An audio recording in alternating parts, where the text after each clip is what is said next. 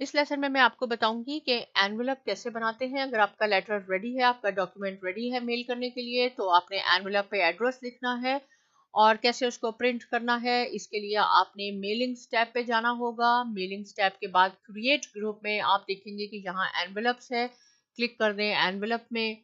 यहाँ आपने लिखना होगा डिलीवरी एड्रेस और यहाँ हम लिखेंगे रिटर्न एड्रेस। तो डिलीवरी एड्रेस में किसी का भी आप नाम लिख दें।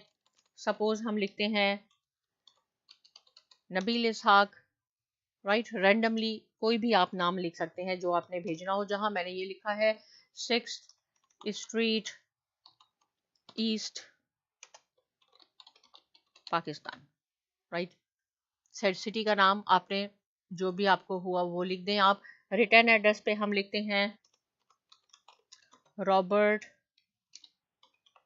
Smith, California. ये इसका हमने पोस्टल कोड लिखा, नीचे लिखा यूएसए, राइट। अगर आपके पास इलेक्ट्रॉनिक पोस्टेज है तो आपने यहाँ क्लिक करना है ऐड इलेक्ट्रॉनिक पोस्टेज। हमारे पास यहाँ नहीं है तो आप इसको फिलहाल रहने दें।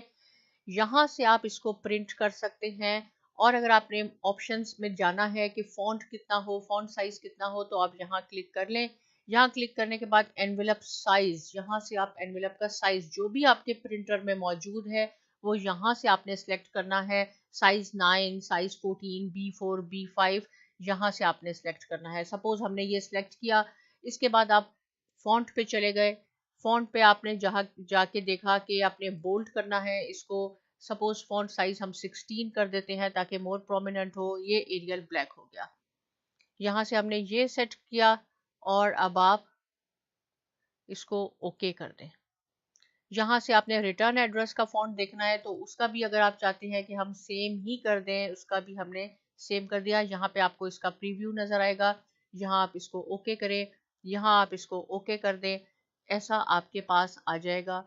आपने ये रेडी है आपके पास। अगर आपने इसको डॉक्यूमेंट पे ऐड करना है तो ऐड टू डॉक्यूमेंट पे क्लिक कर दें, तो ये आपके यहाँ पे ऐसा प्रिंट होगा, राइट।